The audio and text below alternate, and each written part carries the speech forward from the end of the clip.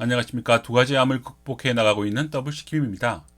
우리는 100세 시대를 누구나가 느끼면서 살아가고 미래에 대한 고민, 특히 건강에 대한 고민을 많이 하고 있습니다. 오늘은 우리 몸의 전반적인 체질 변환이 가능한 가장 기본적인 공복에 대해서 이야기를 들려드릴까 합니다. 두 가지 암을 극복하며 얻은 경험과 지식으로 들려드리는 건강과 행복 스토리 시작하도록 하겠습니다. 오늘 소개해 드릴 책은 공복은 최고의 약입니다 라는 책입니다. 저자는 아오키 아츠시라는 일본 분이시고 출판사는 청홍입니다. 저자 소개를 간단히 하면 아오키 아츠시 의학 박사는 사이타마 당뇨 클리닉 원장이시고요. 당뇨병 환자 치료에 공복 식사법을 도입하고 인슐린 이탈 및 약을 복용하지 않는 치료에 성공하는 등 성과를 보이고 계신 분입니다. 자신도 40세 때 암을 극복하고 완치 식사법을 통해서 암의 재방을 예방하고 있으며 또 다른 분에게 도움을 주고 계신 분이 되겠습니다. 그럼 본격적으로 시작하도록 하겠습니다. 지금까지 건강과 장수, 안티에이징을 위한 수많은 식사법이 소개되었습니다.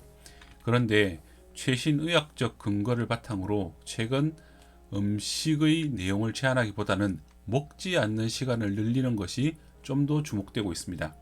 이 책에서 소개하는 식사법은 2016년에 노벨 생리의학상을 수상한 자기 포식 연구를 기본으로 하고 있습니다. 자가 포식은 낡은 세포가 다시 새롭게 태어나는 몸의 구조인 것입니다.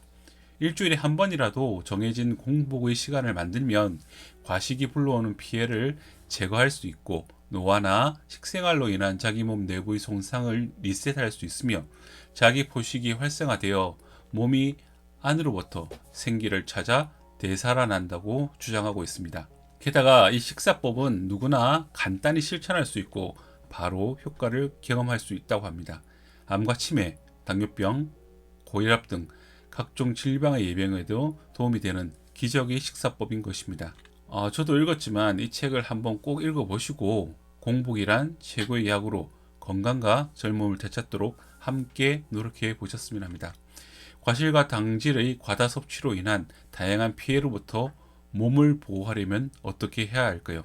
저자는 이렇게 말합니다. 일단 음식을 먹지 않는 시간을 만드는 것이 중요하다고 합니다. 공복이라는 말을 보통 들으면 배가 고파서 괴로운 모습이 떠오르겠지만 이 책에서 말하는 공복이란 음식을 먹지 않는 상태를 의미합니다. 즉 공복 시간을 만들면 우리 내장이 충분히 휴식을 취할 수 있고 혈당치도 서서히 내려가기 때문에 음식을 먹고 나서 10시간 정도가 지나면 간장 즉 간에 저장된 당이 소진되기 때문에 서서히 지방이 분해되어 에너지로 쓰인다고 합니다. 그리고 16시간이 지나면 몸에 지니고 있던 자가 포식 구조가 작동을 하기 시작하고 자가 포식을 통해서 오래된 세포 내 단백질이 새롭게 만들어지게 됨으로써 세포가 기아나 저산소 상태에 빠졌을 때 오히려 활성화된다고 이야기하고 있습니다. 신체의 질병과 노화는 세포가 늙거나 파괴되면서 발생을 하는데 특히 세포 속의 미토콘드리아가 늙으면 세포에 필요한 에너지가 줄고 활성산소가 증가한다고 합니다. 자가 포식에 의해서 오래되거나 파괴된 세포가 내부에서 새롭게 만들어지면 질병을 멀리하고 노화의 진행을 멈출 수가 있는 것입니다. 다시 말해서 공복 시간을 만들면 내장의 피로를 해소하여 기능이 활성화되고 면역도 활성화됩니다. 혈당치가 내려가고 인슐린의 적당한 분비가 촉진되어 혈관 장애가 개선됩니다. 지방이 분해되어 비만을 유발하는 다양한 문제가 개선됩니다. 세포가 다시 만들어져서 신체 이상과 노화의 속도가 개선이 됩니다. 이처럼 다양한 몸의 리셋 효과를 기대할 수 있는 것입니다. 바로 공복은 최고의 약입니다. 그리고 일반 다이어트처럼 성가시고 어렵게 칼로리 계산할 필요도 전혀 없습니다. 과식에 대한 문제를 저자는 이렇게 이야기합니다. 과식은 DNA와 세포까지 손상시킨다. 즉 과식은 몸에 다양하게 영향을 미친다. 우선 먹는 음식의 양이 많으면 소화하는 데 많은 시간과 에너지가 필요하기 때문에 아무래도 위장과 간장에 부담을 주게 되고 특히 밤에 과식을 하게 되면 쉬어야 할 내장이 잠을 자는 동안에도 계속 일을 하게 돼서 수면의 질도 떨어진다고 합니다. 한편 과식은 체내 활성산소를 증가시키고, 활성산소에는 사물을 산화시키는 힘이 있어서 세뇌에 침입한 바이러스나 이물질에 대한 살균, 제거를 하긴 하지만, 한편으로는 활성산소의 공격은 체내 DNA나 세포를 지속적으로 상처를 입히는 역할을 하게 한다고 합니다. 따라서 활성산소가 증가하는 원인은 자외선, 바이러스, 세균, 독성물질 등의 이물질, 체내 침투, 과잉운동 등의 다양한 요인이 있지만, 과식도 활성산소를 증가시키게 하는 주요 원인이라고 합니다. 그리고 활성산소가 필요 이상으로 증가하면 세포가 산화되거나 상처를 입기 때문에 세포의 노화가 진행되어 피부의 주름이나 기미의 원인이 되고, 세포에 이상이 생겨서 암 등 다양한 질병을 유발할 수 있다고 합니다. 또한 단식이라는 것이 우리가 이미 경험한 것이고 그렇게 어렵지 않음을 설명하고 있습니다. 보통 우리가 단식이라고 하면 수도성처럼 삐쩍 마르고 야인 사람들을 떠올리기 쉬운데요. 우선 그런 고정관념을 버려야 된다고 이야기하고 있습니다. 저희가 일상에서 업무나 가사, 육아 등에 쫓겨서 식사를 할 시간조차 없이 거의 온종일 아무것도 먹지 못하는 그런 걸 경험해 보셨으리라고 생각을 하고요. 취미 활동이나 아니면 휴일 속에서 이불 속에 수면을 취하다가 하루 종일 또는 하루에 반 이상 아침 저녁을 건너뛰는 그런 경험을 하였을 것이라고 이야기를 하고 있고요. 그러한 경험 등이 훌륭한 단식의 경험이 될 수가 있다고 이야기하고 있습니다. 즉 꼬르륵 소리가 나도록 배를 필사적으로 부여안고 꼬박 하루 며칠 동안 물만 먹으며 지내는 그런 가혹한 단식이 아니고, 가능한 한 무리 없이 공복 시간을 만들어 지속적으로 하는 것이 아주 중요하다는 이야기입니다. 16시간의 공복 시간에 대해서 중요하다고 저자는 이야기하고 있는데, 그 이유를 다음과 같이 이야기하고 있습니다. 위장과 간 등이 쉬게 하기 위해서는 연소를 시켜서 지방 줄이기, 혈액 상태를 개선시켜서 스스로도 단식을 실천하면서 심혈을 기울여 소화 효과를 관찰하고 어떻게 하면 공복 효과를 극대화시킬 수 있는지 저자는 고민을 했고, 16시간이 길다고 하는 사람도 있겠지만 수면 시간을 잘 활용하면 무리 없이 실행해 나갈 수 있다고 주장하고 있습니다. 예를 들어 하루에 8시간 잠을 자는 사람의 경우에는 기상 후에 8시간을, 주말이면 늘 10시간에서 12시간을 잠을 자는 사람이라면 기상 후에 4시간에서 5시간을 공복으로 지내면 음식을 먹지 않고 16시간을 보낼 수 있다고 생각하고 있습니다. 즉 16시간을 또 고집하는 데 이유가 있습니다. 우선 마지막으로 음식을 먹은 뒤에 10시간 정도가 흐르면 간에서 저장된 당이 거의 다 소모가 되고요. 그에 따라서 지방을 분해하여 에너지로 사용을 할 수 있는 몸의 조건이 된다고 합니다. 그리고 16시간이 지나면 이번에는 몸 속에서 자가 포식 활동이 일어난다고 합니다. 그럼 자가 포식 활동에 대해서 저자가 설명해 놓은 것을 읽어 드리겠습니다. 우리 몸은 약 60개 조의 세포로 이루어져 있으며 세포는 주로 단백질로 만들어진다.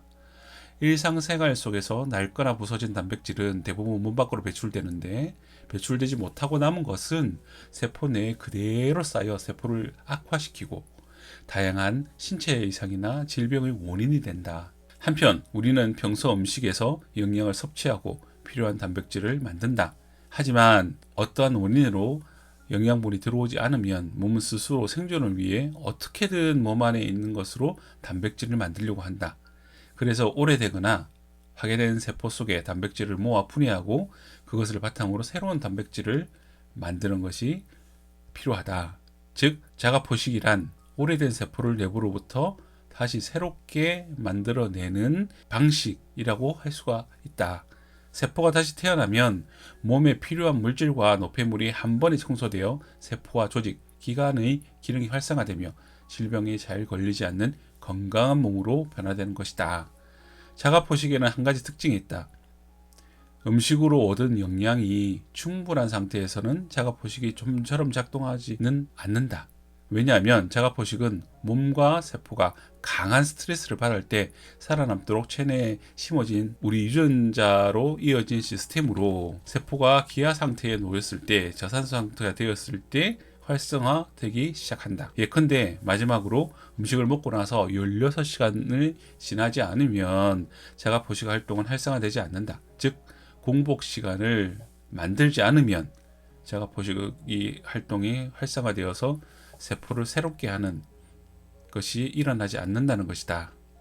반대로 일주일에 단 한 번만이라도 수면 시간과 더불어 그 이후에 또는 그 전에 음식을 먹지 않은 시간을 만들면 내장이 쉬게 되고 지방이 감소되고 혈액의 상태를 개선하는 효과와 함께 자가포식에 의한 세포의 재탄생을 몸으로 느낄 수 있는 것이다 라고 이야기를 했습니다. 그 자가포식에 대해서 지금 전 세계적으로 주목하고 있는 것에 대해서 한 번 더 강조를 하고 있고요. 자가포식이 공복이 이러한 자가포식을 유도해서 결국은 과식이 몸에 준 손상을 리셋하고 몸의 내부를 소생시키고 청소하는 역할을 한다라고 이야기를 하고 있습니다. 즉 이것에 의해서 저자는 다음과 같이 말합니다. 공복이야말로 가장 좋은 약인 것이다. 수면 시간과 일어나는 음식을 먹지 않은 시간을 더해서 연속 10시간 이상이 되면 지방분해가 시작되고 16시간 이상이 되면 자가포식 기능이 활성화되기 시작한다. 예컨대 8시간을 잠을 자는 사람이면 8시간 동안 음식을 먹지 않으면 16시간의 공복 상태가 되는 것이다. 수면 시간 전으로 고르게 분배하면 잠자기 전 4시간, 잠잔 후 4시간 이렇게 음식을 먹지 않고도 쉽게 목표에 달성할 수가 있다. 가능하면 매일 공복 시간을 갖는 것이 가장 이상적이지만 일과 가정 형편상 어려운 경우도 많을 것이다. 그때는 주말에 한 1회 정도, 주 1회 정도만 해도 상관이 없다. 그 정도로도 몸의 리셋 효과는 우리가 충분히 느낄 수 있고 또 습관화되면 이게 매일 이어질 수 있을 것이다 라고 이야기하고 있습니다. 또한 공복을 통한 우리 체내의 변화에 대해서 이렇게 이야기합니다. 음식을 먹은 뒤 10시간 정도가 지났을 무렵부터는 체내에서는 지방의 분해가 시작된다. 우리가 식사로 섭취하는 당질은 창자에서 소화되고 흡수되어 혈액을 타고 간으로 나아가 온몸으로 운반된다. 당질은 뇌와 근육, 내장에서 일할 때 에너지원으로 사용되지만 사용되지 않고 남은 여분의 당질은 일부 근육과 간에서 글리코겐으로 저장되고 여기서도 다 저장하지 못하면 나머지는 지방이 되어서 지방세포에 축적이 된다. 즉 공복 시간이 길어지면 길어질수록 체내에 여분의 지방이 분해되어 감소됨으로써 살이 찌는 것을 막을 수 있다라고 이야기를 하고 있습니다. 또 12시간에서 24시간 동안 음식을 먹지 않고 공복 시간으로 있으면 혈액소의 당질, 즉 당분도 20% 이상 정도 떨어져서 글리코겐으로 변화되고 또 지방으로 변화되는 것을 사전에 막을 수 있다라고 이야기를 하고 있고요. 이에 따라서 혈액과 혈관의 상태가 개선되어 혈류가 개선되고 고혈압과 혈액 불량에 대한 컨디션도 줄어들 것이다 라고 이야기를 하고 있습니다. 또 공복을 참기 어려울 때는 어떻게 해야 되는 것인가에 대한 이야기를 하면서 그때 간략하게 간단하게 먹을 수 있는 음식으로 건가류를 권하고 있습니다. 이렇게 이야기합니다. 여러분 중에는 일어나 4시간에서 5시간 동안 아무것도 먹지 않으면 역시 배가 고파 힘들지 않을까? 좀처럼 일에 집중할 수 없을 텐데 특히 처음 한동안은 오랜 세월의 습관 탓에 조금이라도 허기가 지면 이내 무엇을 먹고 싶기도 할 것이다. 그럴 때는 과연 어떻게 해야 할까? 그저 참기만 하는 것도 쉽지 않다. 따라서 나는 건가류 섭취를 추천한다. 건가류는 조미료를 첨가하지 않고 가급적이면 그대로 구운 것을 추천한다. 건가류는 고대인이 주식으로 잡았던 식품으로 특히 조미료를 첨가하지 않고 그대로 구운 것이라면 저당질, 그러니까 당분의 정도가 낮다는 말이겠죠. 저당질인데다가 나트륨도 적은 반면 양질의 지방이 들어가 있다. 혈당체의 급격한 상승을 억제하는 동시에 소량으로도 포만감을 줄 수 있는 것도 특징이다. 덧붙이자면 최근 건가류는 현대인에게 불구족하기 쉬운 미네랄과 비타민, 식이섬유 등의 영양소가 고루 들어가 있고 건강과 미용에 좋다고 하여 주목을 받고 있다. 예컨대 아몬드는 식이섬유, 철분, 항산화 작용을 하는 비타민 E 등이 많이 들어가 있다. 그리고 놀랍게도 견과류에 들어가 있는 불포화 지방산이 자가 포식을 활성화시킨다는 연구 단계지만 보고가 여러 차례 되었다.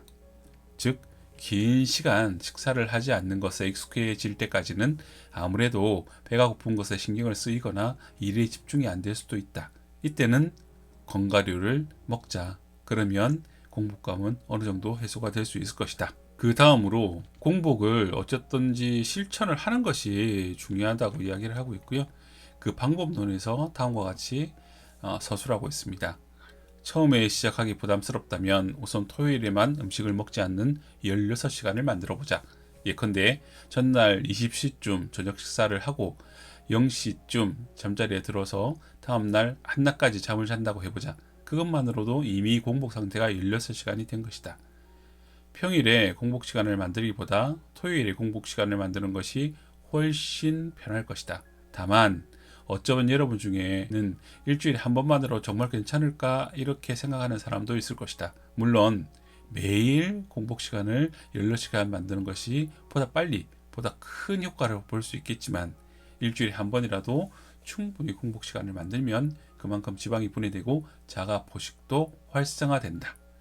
일주일 동안 쌓인 과식으로 인한 몸의 손상을 주말 동안 리셋을 시킬 수 있다는 것이다. 우선 이 정도의 가벼운 마음으로 토요일 리셋을 실천해보자. 매일 공복 시간을 만들려고 무리하기보다는 할 수 있는 범위에서 오래 지속해서 하는 것이 중요하다. 다음으로 공복으로 얻을 수 있는 질병 예방에 대해서 이야기를 하고 있습니다. 과식으로 위장 기능이 저하되면 장내 암의 원인이 되기도 하고 유독한 물질이 쌓여서 장내 환경이 악화되면 면역력도 떨어진다. 장내에는 수많은 면역기관이 존재하고 있기 때문이다. 하지만 공복 시간을 만들어 위장이 잘 작동할 수 있게 되면 유해물질의 발생이 억제되고 면역력이 활발해지기 때문에 암세포도 더 잘 제거할 수가 있다.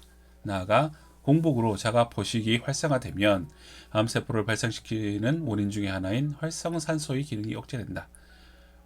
활성산소의 대부분은 세포 속의 미토콘드리아에서 만들어진다. 그리고 낡고 질이 나쁜 미토콘드리아에서는 활성산소가 많이 만들어지고 새롭고 질 좋은 미토콘드리아에서는 활성산소의 발생이 억제된다.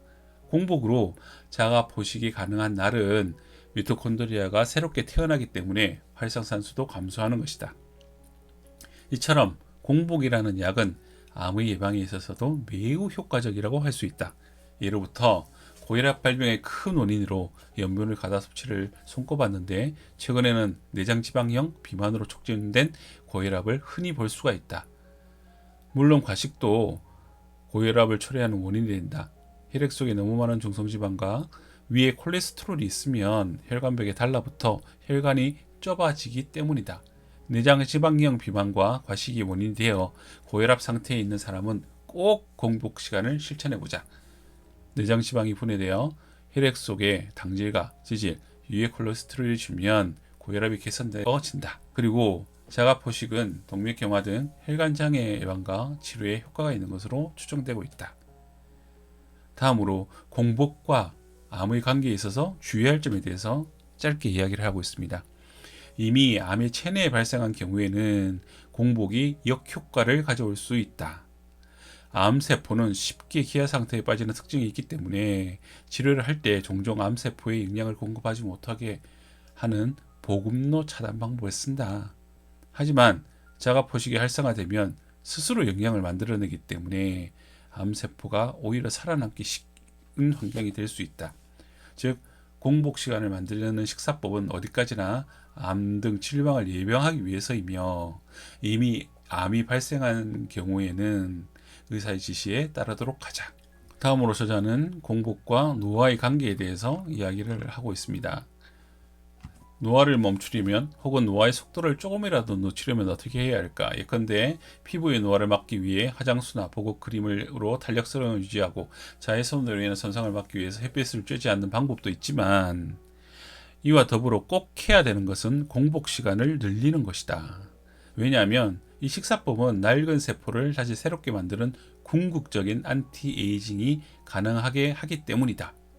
노화는 세포의 노화로 촉발된다. 그렇다면 세포는 왜 노화를 겪는 것일까?